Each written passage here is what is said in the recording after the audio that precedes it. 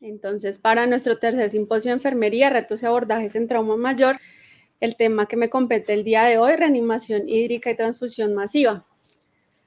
Antes de ahondar en el tema, debemos ver por qué es importante hablar del trauma, algo de epidemiología a nivel mundial. Según datos de la Organización Mundial de la Salud, las lesiones traumáticas ocupan dentro de las primeras 10 causas de defunción en países de ingresos bajos, medianos y medianos altos, principalmente por lesiones por accidentes de tránsito, como lo podemos ver en la diapositiva.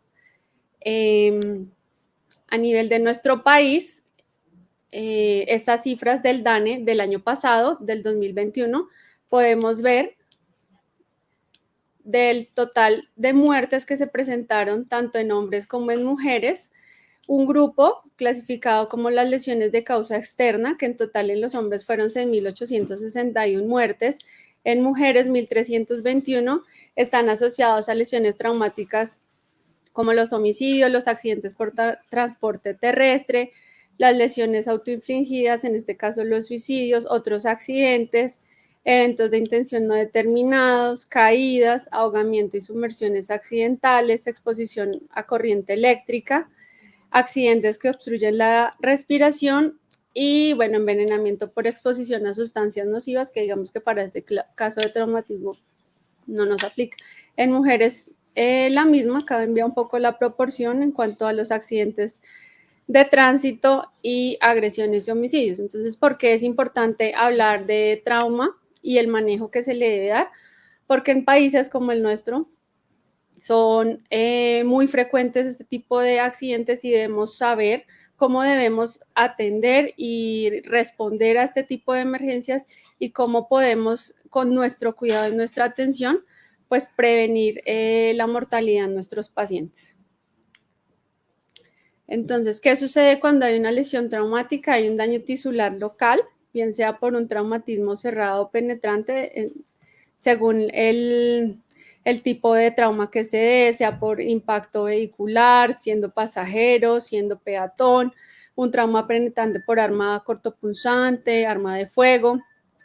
Este tipo de lesiones ocasionan pues sangrado por ruptura, cuando se ocasionan ruptura de grandes vasos, y a paralelo al daño tisular se presenta una respuesta en el cuerpo metabólica, inmunológica e inflamatoria, que ya más adelante vamos a ver qué va sucediendo. Y pues posterior a esto, si no se tiene una atención oportuna, una atención adecuada o un traslado inmediato del paciente a un centro de alta complejidad, pues puede conllevar a un shock hemorrágico para este caso de trauma.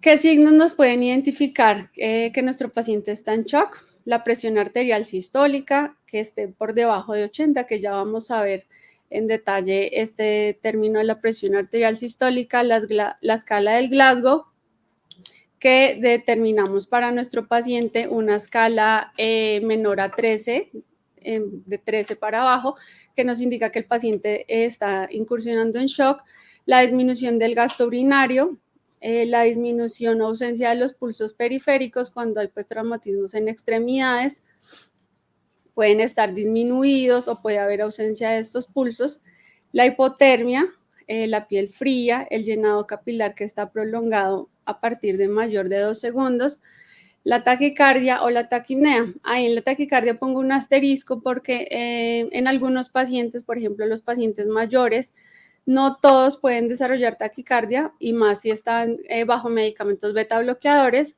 o si tienen marcapasos. No siempre puede que tengan taquicardia, algunos pueden hacer bradicardia, o lo mismo en niños pueden hacer bradicardias.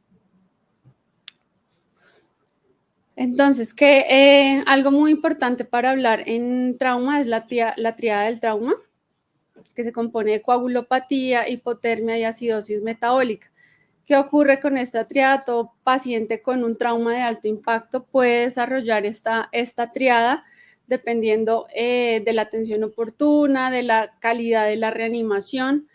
La hipotermia, ¿por qué se da? Porque puede ser por la exposición del paciente, por la temperatura de los fluidos. La coagulopatía, pues por la pérdida de los factores de coagulación en el sangrado, aparte por la hemodilución y el consumo de estos factores en el sitio de la lesión. En los pacientes tenemos en el traumatismo algunos antecedentes que pues son innatos ya del paciente, que son los antecedentes personales, el perfil genético, si toman anticoagulantes, la misma edad de los pacientes, pues son factores que debemos tener en cuenta, pero que no los podemos modificar al momento de la atención del paciente. Y la acidosis metabólica que se da por el exceso de ácido láctico.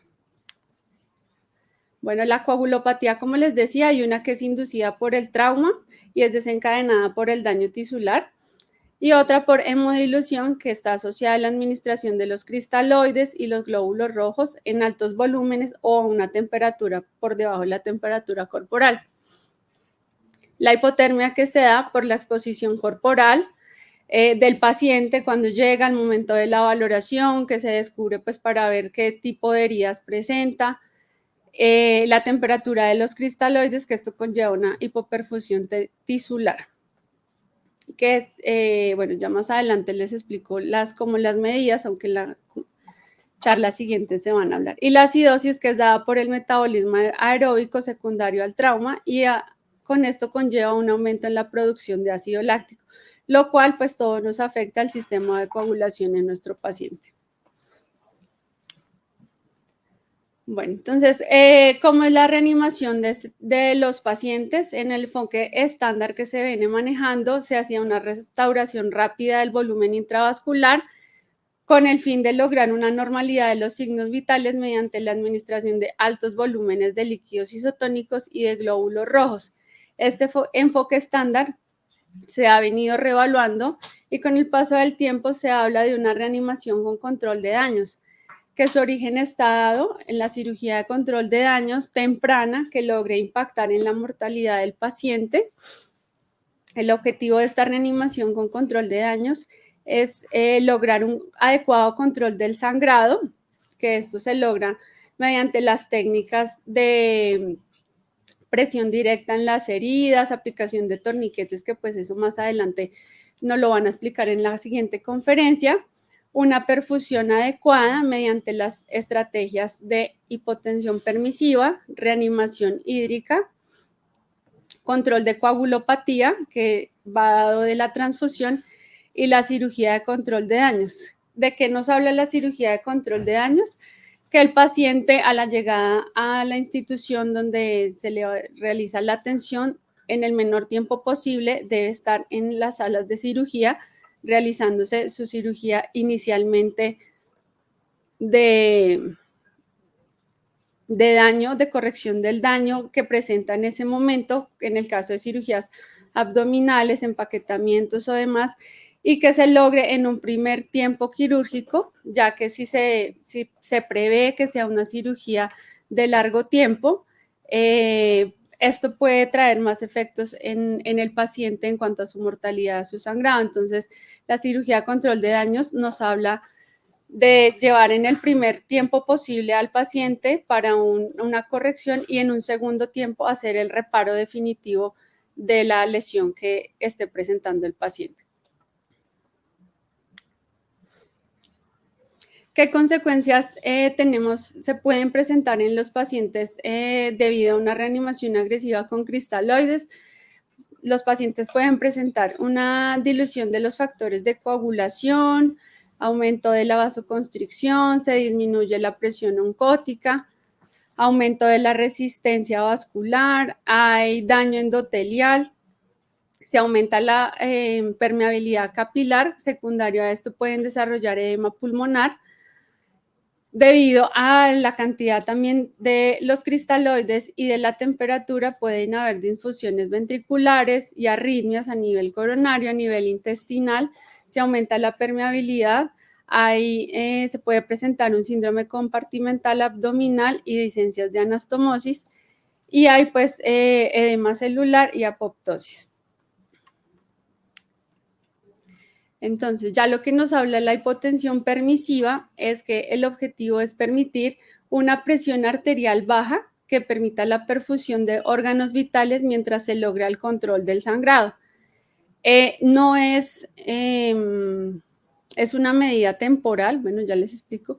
La idea es que se maneje una hipotensión permisiva basados en las cifras de presión arterial sistólica entre 80 y 90 milímetros de mercurio. Hay excepciones en pacientes con trauma cráneoencefálico, que la prioridad es mantener la presión de perfusión cerebral, y en estos pacientes vamos guiados por las metas de presión arterial media, que idealmente deben estar mayores o iguales a 80 milímetros de mercurio. Y las restricciones y o el retraso en el inicio de cristaloides se da para evitar la hemodilución, que conlleve a mayor sangrado y con esto coagulopatía. Y lo que les decía, y la hipotensión permisiva es que es una medida temporal para limitar los fluidos que pueda aumentar la hipoperfusión. Entonces, en cuanto a la reanimación hídrica, ¿qué tenemos disponible para realizar una adecuada reanimación de nuestros pacientes? Contamos con líquidos isotónicos y contamos pues con soluciones coloides. ¿Cuál de estos son los de mejor evidencia? Las soluciones cristaloides, como las conocemos, de tipo hipotónico, que son las soluciones con una osmolaridad menor a la del plasma, las isotónicas con una osmolaridad similar a la del plasma, y las hipertónicas con una mayor osmolaridad que el plasma y una mayor concentración de sodio. En las hipotónicas, ¿cuáles tenemos disponibles? La solución salina al medio, la dextrosa en agua destilada al 5 al 10%. Sus indicaciones son: en la solución al medio, aporte de agua libre en estados hiperosmolares, en hipernatremias severas y algunas de sus complicaciones de edema cerebral. En las dextrosas, aporte calórico, sus complicaciones, edema cerebral en trauma craneoencefálico. En las soluciones isotónicas contamos con la solución salina normal como expansor de volumen, reposición de agua y de sodio y su uso en una hiponatremia asintomática. ¿Qué posibles complicaciones? Hipercloremia, acidosis hiperclorémica. El lactato de Ringer, también como expansor de volumen, tiene una menor cantidad de sodio y de cloro. Y alguna posible complicación, alcalosis. Dextrosa en solución salina al 5% como aporte calórico. Y ya como vemos en las hipertónicas, la dextrosa al 50% también, que nos aporta, nos ayuda en aporte calórico, pero todo en las complicaciones con las dextrosas, pues son edema cerebral, trauma craneoencefálico, en la dextrosa al 50%, pues que se requiere una vía central para su administración, y la solución hipertónica al 3 o al 7.5% también son muy buenos expansores de volumen, pero nos pueden conllevar a una hipernatremia, hipercloremia o acidosis hiperclorémica. Las soluciones coloides, que son soluciones que contienen proteínas y glucosa y actúan como expansores plasmáticos. Se clasifican en naturales como la albúmina y las artificiales como los dextranos, los almidones tipo GES, las gelatinas. Los efectos de estas soluciones coloides son reacciones anafilácticas, efectos sobre la hemostasia y efectos sobre la función renal al largo plazo. Y pues estas soluciones coloides tienen un costo más elevado. Entonces, ¿qué recomendaciones encontramos para la reposición de líquidos? Uso de soluciones isotónicas cristaloides en pacientes con trauma hemorrágico. De entrada, tipo lactato de Ringer. En este caso, para una adecuada reanimación de nuestros pacientes, debemos conocer los volúmenes administrados en la atención prehospitalaria, porque pues si ya ellos han administrado un bolo de cristaloides, pues a la llegada al centro de trauma donde se vaya a atender el paciente, debemos saber qué cantidad para pues asimismo evitar un aporte excesivo de volúmenes y que podamos llevar al paciente a una coagulopatía dilucional. Evitar uso excesivo de solución salina normal, excepto en trauma craneoencefálico, que sí está contraindicada la solución lactato de Ringer. Restringir el uso de coloides debido a los efectos sobre la hemostasia y la función renal. Lo que les hablaba de sus complicaciones, la función renal, además del costo, no todas las instituciones pues cuentan con este tipo de soluciones coloides, entonces la mayor recomendación, soluciones isotónicas para la reanimación inicial del paciente.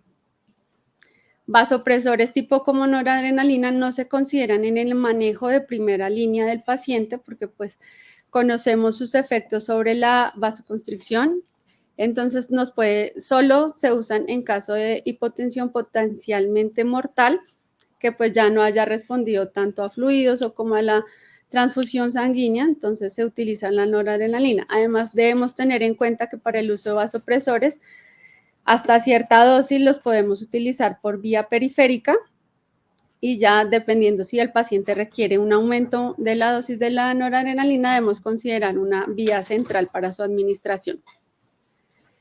Las dosis en pediatría, dosis de 20 mililitros por kilo para la reanimación inicial.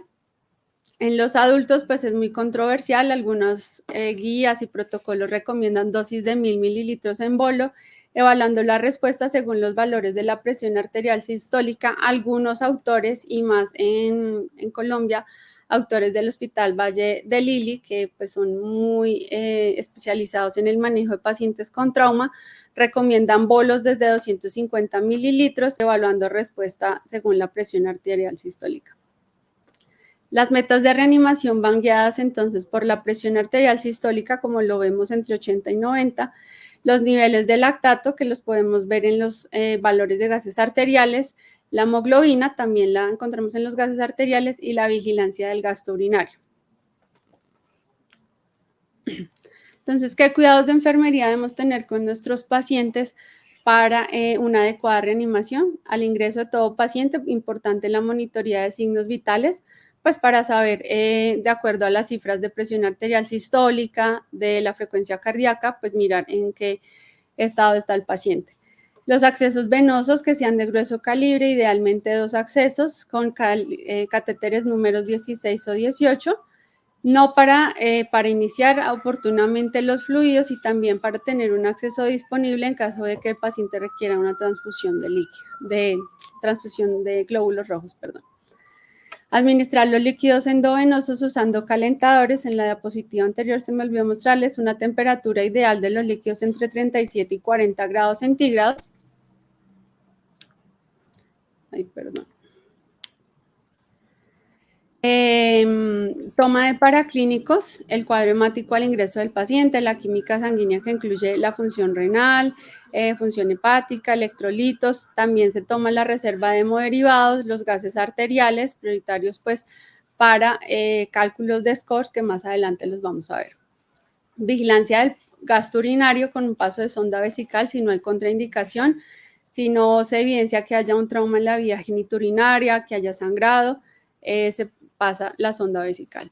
El gasto urinario en los adultos, vigilar entre 0 y 5 mililitros kilogramo hora, en pediátricos 1 mililitro kilogramo hora, en menores de 1 año de 2 mililitros kilogramo hora. Aplicación de los días correctos de la administración, tanto para pues, el inicio de los líquidos, siempre verificar con la comunicación asertiva con el equipo de trauma todas las órdenes que se vayan dando para los pacientes. Y pues muy importante también mantener las medidas de bioseguridad en los traumas mayores, pues para prevenir todas las infecciones asociadas a esto, tanto de todo el equipo que atiende el paciente. Bueno, en cuanto a la reanimación hemostática, hace referencia al uso temprano de sangre y sus derivados sanguíneos en la reanimación inicial del paciente para tratar la coagulopatía traumática y evitar la coagulopatía dilucional. Los objetivos de hemoglobina están entre 7 y 9 gramos por decilitro para definir cuándo se requiere una transfusión del paciente. Existen protocolos de transfusión masiva, algunas definiciones, varias, pero pues las más conocidas son la administración de 10 unidades de glóbulos rojos en 24 horas, administración de 5 unidades de glóbulos rojos en 3 horas y administración de los componentes sanguíneos en una relación 1:1 de plasma fresco congelado, recomiendan 6 unidades, plaquetas 6 unidades estándar o una féresis de plaquetas si se tiene disponible la féresis y glóbulos rojos 6 unidades. Bueno, ¿cómo clasificamos y podemos saber si el paciente va a requerir una transfusión? De acuerdo, bueno, esta es una clasificación tomada del consenso de cirujanos americanos de la TLS, que nos clasifica las hemorragias en 4 grados, grado 1, grado 2 leve, grado 3 y grado 4. Van dependiendo del porcentaje de la pérdida sanguínea aproximada, si más o menos sabemos que un paciente de 70 kilos o un paciente normal adulto su nivel de volemia es de 5 litros, entonces a partir de esos 5 litros, pues calculamos la pérdida aproximada sanguínea, si es del 15, del 30, del 40, bueno, lo que tenga. También tenemos en cuenta para esta clasificación los signos vitales, la frecuencia cardíaca, que pues en el grado 1 y en el grado 2 tiende a estar dentro de valores normales, y a partir del grado 3 y grado 4 pues ya vamos a encontrar el paciente con una taquicardia. La presión arterial, en este caso la sistólica, que en los 2 primeros grados puede estar normal y ya puede empezar a disminuir en los grados 3 o grado 4. La presión de pulso también se puede empezar a disminuir a partir del grado 2, la frecuencia respiratoria que puede estar normal y ya después el paciente puede evolucionar a una taquipnea, el gasto urinario que puede empezar a disminuir en grados 3 y grado 4, la escala de coma de Glasgow, que el paciente ya en grado 3 y 4 empieza por debajo de 13/15, el déficit de base, que lo podemos evidenciar en los gases arteriales, y de acuerdo al grado en el que esté podemos determinar la necesidad de productos sanguíneos. En el grado 1 se monitorea al paciente, en el grado 2 posible, en el grado 3 ya va a requerir productos sanguíneos y en el grado 4, que es el severo, ya se activaría un protocolo de transfusión masiva. Bueno, también contamos con esta escala, que es el TASH Score, que es una escala que me identifica la probabilidad de que un paciente me pueda requerir una transfusión masiva.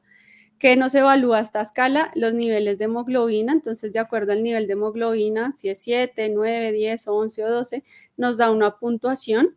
El exceso de bases, que en la anterior escala también la contaba, a partir de los gases arteriales, los valores de la presión arterial sistólica, también cada valor nos da un puntaje, la frecuencia cardíaca, el líquido libre intraabdominal que se evidencia en el ECOFAS a todo paciente, al ingreso paciente politraumatizado, al ingreso a servicio de trauma, se le debe realizar este ECOFAS.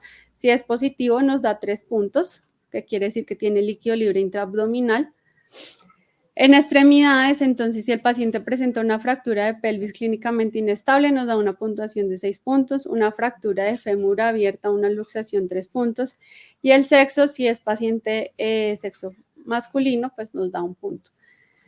Esta puntuación, entonces, nos da una probabilidad de que el paciente pueda requerir una transfusión masiva, que el punto de corte más o menos es a partir de 15, ya podemos ir calculando y evidenciando que el paciente probablemente va a requerir una transfusión masiva. Si nos da 24 puntos, que es la mayor, pues una probabilidad del 80% de que el paciente va a requerir una transfusión masiva. Entonces, ¿qué experiencia tenemos en la Fundación Santa Fe de Bogotá al realizar una activación de una transfusión masiva inicialmente? Entonces, acá esta es la disposición que tiene nuestro servicio transfusional de las unidades. Ellos lo manejan como paquete código rojo, las unidades de glóbulos rojos. Entonces, se realiza la activación de transfusión masiva con llamado al banco de sangre. Inicialmente se dan los datos de identificación del paciente. Si no conocemos ningún dato del paciente, se reporta como paciente NN y reportan, se debe da como dato importante el sexo y la edad. En caso de paciente masculino, nos van a enviar unidades O positivo. En caso de mujeres en edad fértil, por eso nos piden el sexo y la edad, envían sangre O negativo con el fin de que no se vaya a sensibilizar con RH no circulante. En cuanto al protocolo de la transfusión masiva, debemos tener en cuenta el tiempo de duración de la descongelación del plasma, que inicialmente acá en la fundación de las 6 unidades duraría 30 minutos, de crioprecipitados entre 15 y 10 minutos.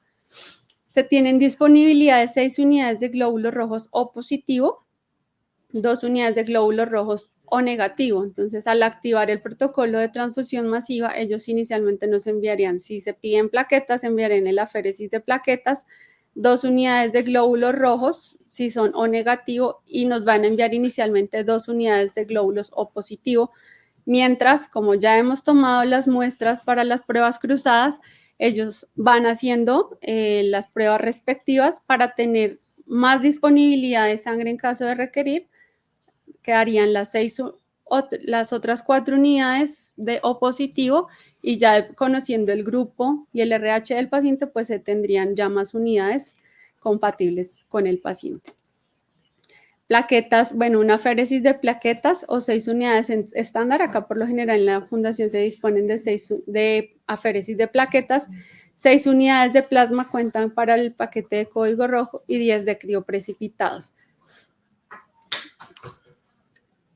¿Qué aspectos debemos tener en cuenta durante, pues antes o después de una transfusión? Siempre tomar las pruebas cruzadas, igual así vaya a ser un protocolo de transfusión masiva, se deben tomar las pruebas cruzadas para luego de que el paciente sí se traslada a salas de cirugía o a la unidad de cuidados intensivos, ya se tengan más unidades disponibles en caso de que lo requiera. Una adecuada comunicación y confirmación de la transfusión con el líder de la reanimación. ¿Por qué? Porque si activamos el protocolo de transfusión masiva y se mandan a descongelar por lo menos el plasma o si se envían las 2 unidades, si no se administran en un tiempo correcto, pues estas unidades se pueden perder. Un acceso venoso único para la transfusión de hemoderivados sanguíneos para evitar la hemodilución al administrarlos con líquidos o con medicamentos, tener en cuenta la temperatura de las unidades, por aquello que les hablaba de la hipotermia, porque si están pues frías, pues esto nos puede llevar a más hipotermia en el paciente y más alteración en la coagulación. Y bueno, algo importante, algunas creencias religiosas. Sabemos que algunos pacientes con algunas creencias, tipo los testigos de Jehová, pues no están muy de acuerdo con las transfusiones sanguíneas. Entonces, esto lo debemos tener en cuenta si el estado, la condición del paciente lo amerita o si está en algún acompañante que pues nos reporte que el paciente es testigo de Jehová. Durante la administración de los glóbulos rojos o de los hemoderivados sanguíneos, tener en cuenta la aplicación de los correctos de la administración. En este caso, pues verificar las listas de chequeo de las unidades que se van a transfundir en comunicación con el médico y que sea pues al paciente correcto y verificar que sea la unidad y el grupo que se pidió. Completar, mantener una monitoría completa de los signos vitales, vigilar el sitio de la punción por si presenta alguna reacción y vigilar las posibles reacciones transfusionales, que pueden ser de tipo alérgico, pueden ser rash, prurito, algunas máculas en el cuerpo, reacciones febriles, infecciosas, pues debido a al no procesamiento en las unidades, pero pues en nuestros bancos de sangre a nivel intrahospitalario, pues digamos que es una reducción muy reducida. Daño pulmonar secundario con la transfusión, conocido como el trali, o una sobrecarga circulatoria relacionada con la transfusión, como el TACO, que pueden desarrollar dolor torácico, dificultad respiratoria. En estos casos, pues debemos suspender la transfusión y pues evaluar con el médico a cargo del paciente las conductas a seguir si requiere continuar con la transfusión. A largo plazo se pueden presentar reacciones electrolíticas de tipo hipocalcemia o hipomagnesemia por el aumento del citrato. El citrato lo traen las unidades para evitar que se coagulen y esto puede conllevar a complicaciones cardíacas como arritmias. Bueno, aparte de la transfusión, otras de las recomendaciones en la evidencia en el manejo de pacientes politraumatizados es la administración del ácido tranexámico, que es un fibrinolítico que reduce el riesgo de muerte de los pacientes por hemorragia. Importante la administración que sea temprana, 1 hora posterior al trauma o antes de las 3 horas. En algunos países, por ejemplo, Estados Unidos, el personal de atención prehospitalaria, de acuerdo al tipo del paciente y el tipo de la lesión, ya están en condiciones de administrar previo al traslado al paciente ácido tranexámico.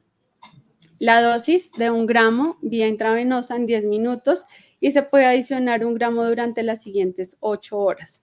En pediatría, dosis de 15 miligramos por kilo, máximo 1 gramo.